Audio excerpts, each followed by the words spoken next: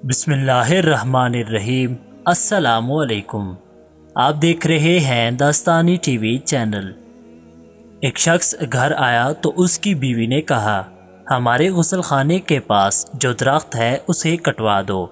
मेरी गैरत गवारा नहीं करती कि जब गुसल कर रही हूँ तो परिंदों की नज़र मुझ पर पड़े। वो बीवी की इस बात से बहुत मुतासिर हुआ और दरख्त कटवा दिया। वक्त गुज़रता रहा। एक दिन वो खिलाफ़े मामूल अचानक घर आया तो देखा बीवी किसी मर्द के साथ मशगूल थी। उसे बहुत दुख हुआ और वो अपना घर बार छोड़कर बगदाद चला गया और वहाँ अपना कारोबार शुरू कर लिया। अल्लाह ने कारोबार में खूब बरकत दी और वो अपने कारोबार की बदौलत बगदाद के सरकर्दा शहरियों में शुमार होने लगा।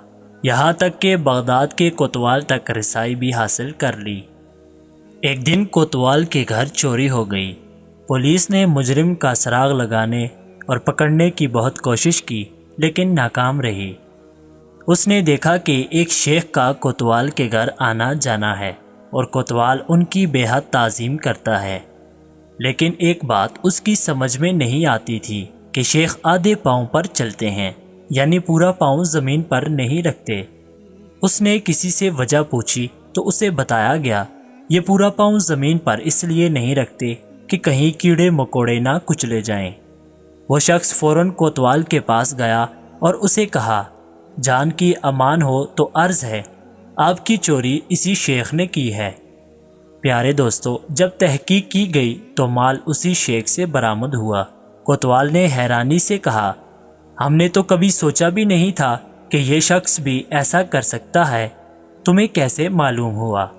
उसने कहा, मेरे घर में एक दरख्त था जिसने मुझे नसीहत की थी, जो लोग ज़रूरत से ज़्यादा नेक नज़र आने की कोशिश करते हैं वो अमूमन नेक नहीं होते।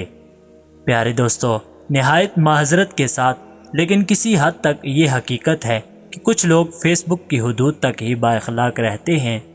हकीकी ज़िंदगी में उनकी शर से उनके मोहल्लेदार, रिश्तेदार, हत्ता के घर वाले भी पनाह मांगते हैं।